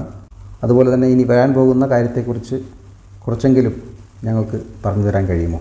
വ്യക്തമായ പ്ലാനിങ്ങോടുകൂടി തന്നെ വളരെ കാലമെടുത്തുകൊണ്ട് തന്നെയാണ് ഞാനൊരു കാര്യം ചെയ്യണം എന്ന് തീരുമാനിക്കുന്നത്. ആ തീരുമാനിക്കുന്ന കാര്യം നടപ്പിലാക്കുകയും ചെയ്യും. അതിനു വേണ്ടിയിട്ടുള്ള സൗകര്യങ്ങൾ ഞാൻ മുമ്പേ ചെയ്തു വെക്കുകയും ചെയ്യും. അതിനുശേഷമാണ് ഞാൻ ആ പദ്ധതി പ്രഖ്യാപിക്കുന്നത്. എന്തോ ദൈവം എനിക്ക് എൻ്റെ തലയിൽ സോഫ്റ്റ്വെയർ തന്നത് ആ രീതിയിലായിരിക്കാം. ഗുജറാത്തിലെ മുഖ്യമന്ത്രിയായി ചുമതലയെടുത്തപ്പോഴും എൻ്റെ മനസ്സിൽ ഗുജറാത്തിൽ എന്തൊക്കെ മാറ്റം വരുത്തണം എന്ന തീരുമാനമുണ്ടായിരുന്നു. ആ എക്സ്പീരിയൻസുമായിട്ടാണ് 2014 ഞാൻ രാജ്യം ഭരിക്കാനെത്തുന്നത്. അപ്പോഴും എന്തൊക്കെ ചെയ്യണം എന്നുള്ള ഒരു ചിന്ത എൻ്റെ ഉള്ളിലുണ്ടായിരുന്നു. 2019 അധികാരമേറ്റെടുക്കുമ്പോഴും അടുത്ത 5 വർഷം എന്താണ് ചെയ്യേണ്ടത് എന്നുള്ള വ്യക്തമായ പ്ലാൻ എനിക്കുണ്ടായിരുന്നു. ഈ രാജ്യത്ത് എന്തൊക്കെ തീർക്കാൻ കഴിയാത്ത പ്രശ്നങ്ങളാണോ ഉള്ളത് അതെല്ലാം തീർക്കണം എന്നുള്ളത് എൻ്റെ കഠിനമായ തീരുമാനം തന്നെയായിരുന്നു. അത് 1 റാങ്ക് 1 പെൻഷനായാലും, മുത്തലാഖാണെങ്കിലും, രാമക്ഷേത്രമാണെങ്കിലും, ആർട്ടിക്കിൾ 370 ആണെങ്കിലും നടപ്പിലാക്കണം എന്ന് ചിന്തിച്ചുറപ്പിച്ച് തീരുമാനിച്ചു തന്നെയാണ് ഞാൻ അധികാരമേറ്റെടുത്തത്. എൻ്റെ തീസര ടൈമിലും മഹത്വപൂർണമായ വലിയ തീരുമാനങ്ങൾ ഞാൻ എൻ്റെ മനസ്സിൽ തീരുമാനമെടുത്ത് വെച്ചിട്ടുണ്ട്. അത് നടപ്പിലാക്കുക തന്നെ ചെയ്യും. 3-ാം ടൈമിലെ 100 ദിവസം ചെയ്യേണ്ട കാര്യങ്ങളെക്കുറിച്ച് എൻ്റെ പ്ലാൻ റെഡിയാണ്. ജൂൺ 4-ന് റിസൾട്ട് വന്നതിന് ശേഷം ഞാൻ 1 മണിക്കൂർ പോലും വെറുതെ കളയാൻ ആഗ്രഹിക്കുന്നില്ല. കാരണം എൻ്റെ രാജ്യം കഴിഞ്ഞ 10 വർഷമായി ഒരു സേഫ് സോണിലെത്തിയിട്ടുണ്ട്. ഇനി അതിനെ വളരെ വേഗം മുന്നോട്ട് കൊണ്ടുപോകേണ്ടതുണ്ട്. അതിന് ഒരു സമയം പോലും, 1 മിനിറ്റ് പോലും വെറുതെ കളയാനില്ല എന്ന ഉത്തമ ബോധ്യം എനിക്കുണ്ട്. അതായത് താങ്കൾ പറയുന്നത് യൂണിഫോം സിവിൽ കോഡ് നടപ്പിലാക്കുമെന്നാണോ? ഏറ്റവും പ്രധാനമായി മനസ്സിലാക്കേണ്ട കാര്യം, യൂണിഫോം സിവിൽ കോഡ് എന്നത് മോദിയുടെ ഒരു പദ്ധതിയല്ല. അത് ഈ ഭരണഘടന വിഭാവനം ചെയ്തൊരു പദ്ധതിയാണ്. അതുമാത്രമല്ല, അത് ഗോവയിൽ വർഷങ്ങളായി നടപ്പിലാക്കി വിജയിച്ച ഒരു കാര്യം കൂടിയാണ്. ഉത്തരാഖണ്ഡ് സംസ്ഥാന സർക്കാരാണെങ്കിൽ യൂണിഫോം സിവിൽ കോഡ് ഏതാണ്ട് നടപ്പിലാക്കാൻ വേണ്ടി പോകുന്നു, പ്രാരംഭ നടപടികളിലാണ്. അതുകൊണ്ട് തന്നെ അത് സ്വാഭാവികമായി സംഭവിക്കേണ്ടതാണ്. അതൊരു മോദി പദ്ധതിയായിട്ട് കണക്കാക്കണ്ട. യൂണിഫോം സിവിൽ കോഡ് രാജ്യത്തിൻ്റെ മുന്നോട്ടുള്ള പോക്കിന് ആവശ്യമാണ്. അത് ഭരണഘടന എഴുതിയുണ്ടാക്കിയ ആളുകൾ തന്നെ തീരുമാനിച്ച കാര്യമാണ്. അത് നടപ്പിലാക്കാൻ ഞാനൊരു കാരണമാകുന്നുണ്ടെങ്കിൽ സന്തോഷമെന്ന് മാത്രമേ ഉള്ളൂ. ഭാരതത്തിൽ യൂണിഫോം സിവിൽ കോഡ് നടപ്പിലാക്കണമെന്ന് ഈ രാജ്യത്തിൻ്റെ പരമോന്നത കോടതിയായ സുപ്രീം കോടതി ഏതാണ്ട് 20-ലധികം തവണ സർക്കാരിനോട് നിർദ്ദേശം നൽകിയിട്ടുണ്ട്. എന്നിട്ടും ഇവിടം ഭരിച്ച സർക്കാരുകൾ ചെയ്യാതിരുന്നത് ചില വോട്ട് ബാങ്ക് പൊളിറ്റിക്സിൻ്റെ ഭാഗമായിട്ടാണ്. അത് സംഭവിച്ചേക്കാം, പക്ഷേ അത് മോദിയുടെ ഒരു പദ്ധതിയായി നിങ്ങൾ കണക്കാക്കണ്ട. മോദിജി, ഒരു കാര്യം കൂടി ചോദിച്ചോട്ടെ, താങ്കൾ 2024-ലുള്ള തയ്യാറെടുപ്പിലാണോ അതോ 2029-ലേക്കുമുള്ള തയ്യാറെടുപ്പുകൾ പൂർത്തിയാക്കിയിട്ടുണ്ടോ? നോക്കൂ, എനിക്ക് തിരഞ്ഞെടുപ്പുകൾ ഒരു വിഷയമേ അല്ല. അത് എൻ്റെ ചിന്തയിലേ ഇല്ല. എൻ്റെ ചിന്ത എന്ന് പറയുന്നത് ഈ രാജ്യത്തിന് സ്വാതന്ത്ര്യം കിട്ടി 100 വർഷം കഴിയുമ്പോൾ ഈ ഭാരതം എവിടെ എത്തി നിൽക്കണം എന്നതിനെക്കുറിച്ച് മാത്രമാണ് എൻ്റെ ചിന്ത. 2047-ൽ ഭാരതം ലോകത്ത് എത്ര വലിയ ഉയരത്തിലെത്തിക്കാൻ എന്നെക്കൊണ്ട് കഴിയും, അങ്ങനെ എത്തിക്കാൻ വേണ്ടി എനിക്ക് എന്തൊക്കെ ചെയ്യാനാകും, അതുമാത്രമാണ് എൻ്റെ ചിന്ത. എൻ്റെ കയ്യിൽ അധികാരമുള്ളപ്പോൾ, എനിക്ക് തീരുമാനമെടുക്കാൻ കഴിയുമ്പോൾ മാത്രമേ എനിക്കത് ചെയ്യാൻ കഴിയൂ. നിങ്ങൾ മാധ്യമങ്ങൾ ശ്രദ്ധിച്ചിട്ടുണ്ടോ എന്നറിയില്ല, ഞാൻ എൻ്റെ അവസാന ബജറ്റ് പ്രസംഗ സമയത്ത് ഒരു വാക്യം പറഞ്ഞിരുന്നു, ഈ രാജ്യത്തിൻ്റെ ഡെമോഗ്രഫിയെക്കുറിച്ച് പഠിക്കുന്നതിന് ഒരു കമ്മീഷനെ വെച്ചിട്ടുണ്ട് എന്ന്. അതിൻ്റെ അർത്ഥമെന്ന് പറയുന്നത്, ഈ ലോകത്ത് ജനസംഖ്യ ഒരു പ്രധാനപ്പെട്ട ഘടകമാണ്. അതും ജനസംഖ്യയിൽ പ്രായം ഒരു പ്രധാനപ്പെട്ട ഘടകമാണ്. ഇപ്പോൾ നമുക്ക് അനുകൂലമായ സമയമാണ്. ഈ ലോകത്ത് ഏതൊരു രാജ്യത്തെക്കാളും കൂടുതൽ യുവതിയുവാക്കളുള്ളത് ഭാരതത്തിലാണ്. പക്ഷേ 2047 ആകുമ്പോൾ തീർച്ചയായും നമ്മളെല്ലാം തന്നെ പ്രായമേറിയവരാകും. 2047-ലും ഇന്ത്യക്ക് യുവത്വം ആവശ്യമുണ്ട്. ആ രീതിയിൽ എല്ലാ കാലത്തും ഭാരതത്തിൽ യുവത്വം നിലനിർത്തുന്നതിന് വേണ്ടി എന്ത് ചെയ്യണം എന്ന് പഠിക്കേണ്ടതുണ്ട്. ആ പ്ലാനിങ്ങിൻ്റെ ഭാഗമായി ഞാൻ ചില തീരുമാനങ്ങൾ എടുത്തിട്ടുണ്ട്. അതെൻ്റെ 3-ാം ടൈമിൽ നിങ്ങൾക്ക് കാണാൻ കഴിയും. ഇപ്പോൾ യുവാക്കളായിട്ടുള്ള അന്ന് പ്രായമേറിയ ആളുകൾക്ക് സംരക്ഷണം നൽകാനുള്ള തീരുമാനവും സർക്കാർ എടുത്തിരിക്കണം. ആ രീതിയിലാണ് എൻ്റെ ചിന്ത പോകുന്നത്. അടുത്ത ചോദ്യം, പ്രതിപക്ഷത്തെ ചില നേതാക്കൾ പറയുന്നത് ഞാൻ കേട്ടിട്ടുണ്ട്, ഇത്തവണയും കൂടി നരേന്ദ്രമോദി ഉണ്ട്, അതുകൊണ്ട് തോൽപ്പിക്കാൻ പ്രയാസമാണ്. പക്ഷേ 2029-ൽ നയിക്കാൻ മോദി ഉണ്ടാവില്ലല്ലോ, അപ്പോൾ നമുക്ക് ഭരണം പിടിക്കാൻ കഴിയും എന്ന് പ്രതിപക്ഷത്തെ ചില ആളുകൾ പറയുന്നത് ഞാൻ കേട്ടിട്ടുണ്ട്. അതിനെക്കുറിച്ച് താങ്കൾ എന്താണ് കരുതുന്നത്? തെരഞ്ഞെടുപ്പുകളെക്കുറിച്ച് മാത്രം ചിന്തിക്കുന്ന ആളുകളായതുകൊണ്ടാണ് ഇങ്ങനെ പറയുന്നത്. നമ്മളെല്ലാവരും കൂടി ഒന്ന് ചേർന്നുകൊണ്ട് ഈ രാജ്യത്തെ എങ്ങനെ മുന്നോട്ട് കൊണ്ടുപോകാം എന്നാണ് ചിന്തിക്കേണ്ടത്. എനിക്ക് ശേഷം പ്രളയമെന്നൊരു ചിന്തയൊന്നും എനിക്കില്ല. എന്നേക്കാൾ അമൂല്യമായ ഒരുപാട് രത്നങ്ങൾ ഭാരതത്തിലുണ്ട്. പുതിയ യുവാക്കൾ എന്നേക്കാൾ മിടുക്കരായവർ വരികയും ഈ രാജ്യത്തെ മുന്നോട്ട് കൊണ്ടുപോവുകയും ചെയ്യും. വ്യക്തി എന്ന തലത്തിൽ നിന്ന് രാജ്യത്തിന് വേണ്ടി എന്തെങ്കിലും ചെയ്യണമെന്നുള്ള രീതിയിൽ നിങ്ങളുടെ ചിന്തയിൽ മാറ്റങ്ങൾ ഉണ്ടാവണം. ജനങ്ങളുടെ മനസ്സ് നേടിയെടുക്കാൻ നിങ്ങൾ ആത്മാർത്ഥമായി കഠിനാധ്വാനം ചെയ്യണം. ജനങ്ങളുടെ പ്രശ്നങ്ങൾ തങ്ങളുടെ കൂടി പ്രശ്നമാണെന്ന് മനസ്സിലാക്കി അതിനെക്കുറിച്ച് പഠിക്കാനും തിരുത്താനും തയ്യാറാവണം. അതുപോലെ തന്നെ പ്രതിപക്ഷ പാർട്ടികളുടെ നേതാക്കൾ കുറച്ച് വെക്കേഷനൊക്കെ കുറയ്ക്കണം. ജനങ്ങൾക്ക് വേണ്ടി കൂടുതൽ പണിയെടുക്കാൻ തയ്യാറാവണം. എന്നാൽ മാത്രമേ വളരാൻ കഴിയൂ. മോദിജി, താങ്കൾക്ക് എന്തെങ്കിലും പേഴ്സണൽ ഫേവറേറ്റായിട്ട് ചെയ്യണമെന്ന് ആഗ്രഹിക്കുന്ന കാര്യങ്ങളുണ്ടോ? ഇത് നടപ്പിലാക്കാൻ കഴിഞ്ഞാൽ കൂടുതൽ സന്തോഷമാകും, അങ്ങനെ എന്തെങ്കിലും ഒരു പേഴ്സണൽ ഫേവറേറ്റ് ബക്കറ്റ് ലിസ്റ്റ് താങ്കൾക്കുണ്ടോ? നോക്കൂ, എൻ്റെ ഒരു രീതി എന്ന് പറയുന്നത് ഒരു ടാർഗറ്റ് നിശ്ചയിച്ച് അതിലേക്ക് എത്തുന്ന തരത്തിലുള്ള ഒരു ദീർഘവീക്ഷണത്തോടു കൂടിയുള്ള ഒരു പോളിസിയാണ് എപ്പോഴും ഞാൻ പിന്തുടരുന്നത്. ഉദാഹരണമായിട്ട് നമ്മുടെ രാജ്യത്തെ എല്ലാ ആളുകൾക്കും ബാങ്ക് അക്കൗണ്ട് ഉണ്ടായിരിക്കണം എന്ന തീരുമാനം ഞാൻ എടുത്തപ്പോൾ അന്ന് അരുൺ ജെയ്റ്റ്ലി ആയിരുന്നു ധനമന്ത്രി. ഞാൻ പറഞ്ഞു, ഈ രാജ്യത്തെ എല്ലാ ആളുകൾക്കും ബാങ്ക് അക്കൗണ്ട് ഉണ്ടായിരിക്കണം. അങ്ങനെ ഒരു തീരുമാനം എടുത്തതിന് ശേഷം ജൻധൻ യോജന എന്ന പദ്ധതി നടപ്പിലാക്കാൻ തുടങ്ങി. സാധാരണ എല്ലാ പ്രധാനമന്ത്രിമാരും പറയുന്നത് പോലെ ഒരു പദ്ധതി പ്രഖ്യാപിച്ച് ഞാനങ്ങ് പോകുമെന്നാണ് കരുതിയത്. പക്ഷേ അങ്ങനെ വിടാൻ വേണ്ടിയിട്ടല്ല ഞാനൊരു പദ്ധതിയും പ്രഖ്യാപിക്കുന്നത്. അങ്ങനെ തന്നെയാണ് 17,000 ഗ്രാമങ്ങളിൽ വൈദ്യുതി എത്തിക്കാൻ ഞാൻ ടാർഗറ്റ് നിശ്ചയിച്ചത്. പീയൂഷ് ഗോയലിനെ ചുമതലപ്പെടുത്തി ഞാൻ എല്ലാ മാസവും അത് ഫോളോ അപ്പ് ചെയ്യുമായിരുന്നു. അതുപോലെ തന്നെ ജൻധൻ യോജന അക്കൗണ്ടും വെറും 3 ദിവസം കഴിഞ്ഞപ്പോൾ ഞാൻ അതിൻ്റെ പ്രോഗ്രസ് റിപ്പോർട്ട് നോക്കാൻ തുടങ്ങി. എത്ര പേർക്ക് അക്കൗണ്ട് എടുത്തു, എത്ര ബാങ്കുകൾ അതിൻ്റെ പ്രവർത്തനം തുടങ്ങി എന്നൊക്കെ. എല്ലാവരും ബാങ്കുകളിലേക്ക് വന്ന് അക്കൗണ്ട് എടുക്കണമെന്നില്ല. ബാങ്കിലെ ഉദ്യോഗസ്ഥർ അങ്ങോട്ട് പോയി സാധാരണക്കാർക്ക് അക്കൗണ്ട് നൽകണം, അതും 0 ബാലൻസിൽ നൽകണം. ആദ്യം എല്ലാവർക്കും അക്സെപ്റ്റ് ചെയ്യാൻ വളരെ ബുദ്ധിമുട്ടായിരുന്നു. പല ബാങ്കിലെ ഉദ്യോഗസ്ഥരും ബാങ്ക് മാനേജർമാരും എന്നോട് നേരിട്ട് ചോദിച്ചു, അതിൻ്റെ സ്റ്റേഷനറിയുടെ ചിലവെങ്കിലും സർക്കാരിന് വഹിക്കാൻ കഴിയുമോ? ഞാൻ പറഞ്ഞില്ല, ഒരു പൈസയും തരില്ല, സകല ചിലവും നിങ്ങൾ വഹിച്ചേ പറ്റൂ. 0 ബാലൻസിൽ എൻ്റെ നാട്ടിലെ സാധാരണക്കാർക്ക് അക്കൗണ്ട് ഉണ്ടായിരിക്കണം. ആ നിർബന്ധ ബുദ്ധിയുടെ ഫലമായിട്ടാണ്, ആ തീരുമാനത്തിൻ്റെ ഫലമായിട്ടാണ് ഇന്ന് രാജ്യത്ത് 70 കോടിയിലധികം ആളുകൾക്ക് ബാങ്ക് അക്കൗണ്ട് ഉണ്ട്. അത് കൊറോണ കാലത്ത് എത്രയധികം ഉപകാരപ്പെട്ടുവെന്ന് നിങ്ങൾക്ക് തന്നെ അറിയാം. ഇതേ ജൻധൻ അക്കൗണ്ട് മൊബൈലുമായും ആധാറുമായും ഞാൻ ബന്ധപ്പെടുത്തി. അത് കാരണം UPI ട്രാൻസാക്ഷൻ ഈസിയായി. ഇന്ന് ലോകം തന്നെ ശ്രദ്ധിക്കുന്ന തരത്തിൽ ഇന്ത്യയിലെ ഡിജിറ്റൽ വിപ്ലവത്തിന് കാരണമായിട്ടുണ്ട്. പക്ഷേ ഇതിൻ്റെ എല്ലാം അടിസ്ഥാനം എന്ന് പറയുന്നത് 2014 തുടങ്ങിയ ഈ ജൻധൻ അക്കൗണ്ട് എന്ന പദ്ധതിയാണ്. അതാണ് ഞാൻ പറഞ്ഞത്. എൻ്റെ മനസ്സിൽ വളരെ വലിയൊരു പ്ലാനുണ്ട്.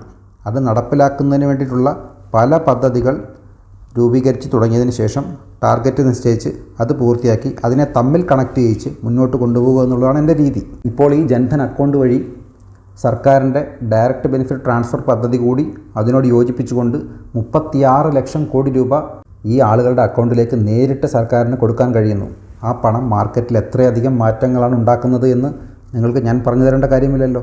അതുകൊണ്ട് തന്നെ നരേന്ദ്രമോദി ഒരു പദ്ധതി കൊണ്ടുവരുമ്പോൾ ആ പദ്ധതിയെക്കുറിച്ച് മാത്രമാണ് മറ്റുള്ളവർ ചിന്തിക്കുന്നത്. പക്ഷേ അങ്ങനെയല്ല ചിന്തിക്കേണ്ടത്. ഞാൻ ഈ പദ്ധതി കൊണ്ടുവരുന്നത് വേറെ ഏതെങ്കിലും പദ്ധതിക്ക് വേണ്ടിയായിരിക്കും. അത് മനസ്സിലാക്കാൻ എല്ലാവർക്കും കഴിയണമെന്നില്ല. അതുകൊണ്ട് തന്നെ ഞാൻ കൊണ്ടുവരുന്ന ഒരു പദ്ധതിയോ 2 പദ്ധതിയോ കണ്ടിട്ട് എന്തിനാണിത് ചെയ്യുന്നത് എന്ന് നിങ്ങൾക്ക് തോന്നുന്നുണ്ടാവാം. പക്ഷേ അതിലേക്ക് 3ാമതും 4ാമതുള്ള പദ്ധതി കണക്ട് ചെയ്യുമ്പോഴാണ് ഈ ആദ്യത്തെ പദ്ധതി എന്തിനായിരുന്നു എന്ന് നിങ്ങൾക്ക് മനസ്സിലാകുന്നത്. ഞാൻ നിങ്ങൾക്ക് മനസ്സിലാകുന്ന രീതിയിൽ ഒരു ചെറിയ ഉദാഹരണം കൂടി പറയാം. ഗുജറാത്തിൻ്റെ മുഖ്യമന്ത്രിയായി ചുമതലയേറ്റെടുത്ത് ഞാൻ അവിടെ പോയതിന് ശേഷമാണ് എനിക്ക് മനസ്സിലാക്കാൻ കഴിഞ്ഞത്, പെൺകുട്ടികളുടെ വിദ്യാഭ്യാസ നിരക്കിൽ രാജ്യത്ത് ഗുജറാത്തിൻ്റെ സ്ഥാനം 20ാമതാണെന്ന്. ഗുജറാത്ത് പോലെ ഇത്രയും സാധ്യതയുള്ള ഒരു വലിയ സംസ്ഥാനത്ത് പെൺകുട്ടികൾ സ്കൂളിൽ പോകുന്നില്ല എന്ന് തന്നെ പറയാം. ഇതിൽ മാറ്റമുണ്ടാകണമെന്ന് ഞാൻ തീരുമാനമെടുത്തു. എന്ത് ചെയ്യണമെന്ന് ഞാൻ ആലോചിച്ചുകൊണ്ടേയിരുന്നു.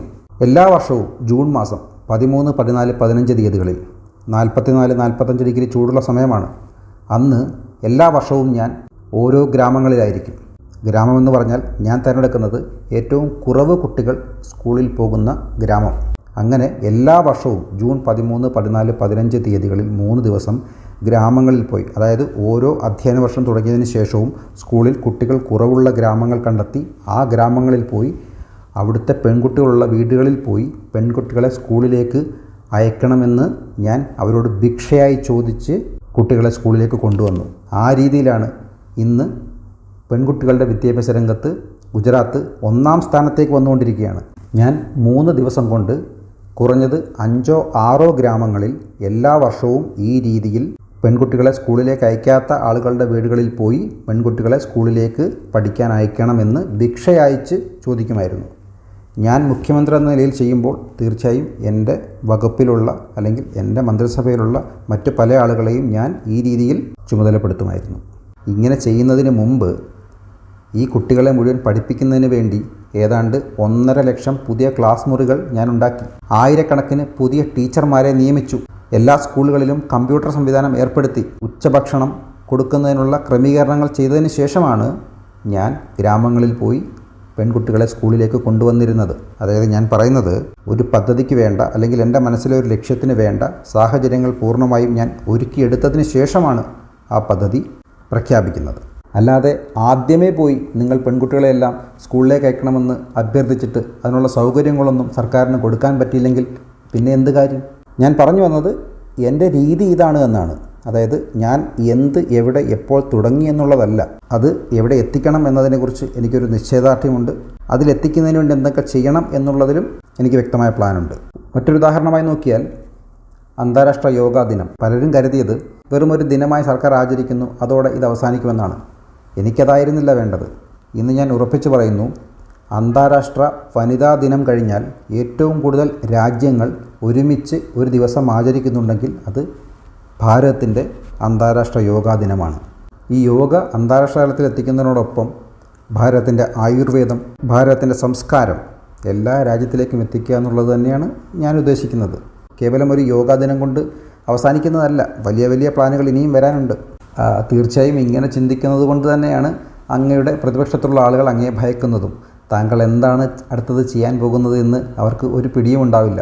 ജൂൺ 4-നെ കുറിച്ച് താങ്കൾ വലിയ ആത്മവിശ്വാസത്തിലാണ്. ഞാൻ ജനങ്ങൾക്കൊപ്പം നിന്ന് ജനങ്ങൾക്ക് വേണ്ട കാര്യങ്ങൾ വളരെ വേഗതയിൽ ചെയ്തു കൊടുക്കുന്നത് കൊണ്ടാണ് ജനം എന്നെ വിശ്വസിക്കുന്നത്. അത് ജനം കൃത്യമായി മനസ്സിലാക്കുന്നുണ്ട് എന്നതാണ് എൻ്റെ ആത്മവിശ്വാസം. അതുകൊണ്ട് തന്നെയാണ് ഞാൻ ജയിക്കുമെന്ന് പറയുന്നത്. എനിക്ക് നിങ്ങളോടും ചില കാര്യങ്ങൾ പറയാനുണ്ട്. തീർച്ചയായും ഞാൻ ഏത് രീതിയിലുള്ള ചോദ്യത്തിനും മറുപടി പറയാൻ തയ്യാറാണ്. പക്ഷേ നിങ്ങളും വളരെ വലിയ സമ്മർദ്ദത്തിലാണെന്നാണ് ഞാൻ മനസ്സിലാക്കുന്നത്. കാരണം ഇന്നത്തെ മാർക്കറ്റ് കണ്ടീഷനിൽ പിടിച്ചു നിൽക്കുന്നതിന് വേണ്ടിയിട്ടുള്ള വാർത്തകൾ നിങ്ങൾക്ക് സൃഷ്ടിക്കേണ്ടതുണ്ട്. കാരണം ഇവിടെ പ്രതിപക്ഷവും ചില ആളുകളും ചേർന്ന് ഒരു ഇക്കോസിസ്റ്റം ഉണ്ടാക്കിയിട്ടുണ്ട്. ആ ഇക്കോസിസ്റ്റം ആഗ്രഹിക്കുന്ന ചോദ്യങ്ങളാണ് നിങ്ങളും ചോദിക്കുന്നത്. അത് ചോദിക്കാതിരിക്കാൻ നിങ്ങൾക്കാവില്ല. കാരണം അതും കൂടി ചോദിച്ചാൽ മാത്രമേ കാണാൻ ആളുള്ളൂ എന്നൊരവസ്ഥയിലേക്ക് അവർ കൊണ്ടെത്തിച്ചിട്ടുണ്ട്. ഞാൻ പറഞ്ഞു വന്നത്, പ്രതിപക്ഷം എന്തൊക്കെ ചർച്ച ചെയ്യണമെന്ന് ആഗ്രഹിക്കുന്ന കാര്യങ്ങളാണ് നിങ്ങളിലൂടെ ചോദ്യങ്ങളായി വരുന്നത്. എനിക്കതിൽ മറുപടി പറയുന്നതിൽ കുഴപ്പമില്ല. പക്ഷേ ഈ രാജ്യത്തെ ജനങ്ങൾക്ക് ഉപകാരപ്പെടുന്ന പല ചോദ്യങ്ങളും അല്ലെങ്കിൽ നമ്മൾ ചർച്ച ചെയ്യേണ്ട പല നല്ല വിഷയങ്ങളും ചർച്ച ചെയ്യാൻ പറ്റാതെ പോകുന്നുണ്ട്. നിങ്ങൾക്കത് വിട്ടുകളയേണ്ടി വരുന്നുണ്ട്. അതും കൂടി മനസ്സിലാക്കണം. ജനങ്ങൾക്ക് കൂടി ഉപകാരപ്പെടുന്ന രീതിയിൽ, ഈ രാജ്യത്തിന് ഉപകാരപ്പെടുന്ന രീതിയിലുള്ള വിഷയങ്ങൾ കൂടി നമ്മൾ ചർച്ച ചെയ്യേണ്ടതുണ്ട്. ഒരു പ്രധാനമന്ത്രി എന്ന നിലയിൽ നിങ്ങൾക്ക് എന്നോട് സംസാരിക്കാൻ അവസരം കിട്ടുമ്പോൾ പ്രതിപക്ഷത്തിന് ചോദിക്കേണ്ട ചോദ്യങ്ങൾ മാത്രമാവരുത് നിങ്ങൾ ചോദിക്കേണ്ടത്. ജനങ്ങൾ അറിയേണ്ട കാര്യങ്ങൾ കൂടി ആവണം നിങ്ങൾ ചോദിക്കേണ്ടത് എന്നാണ് എനിക്ക് പറയാനുള്ളത്.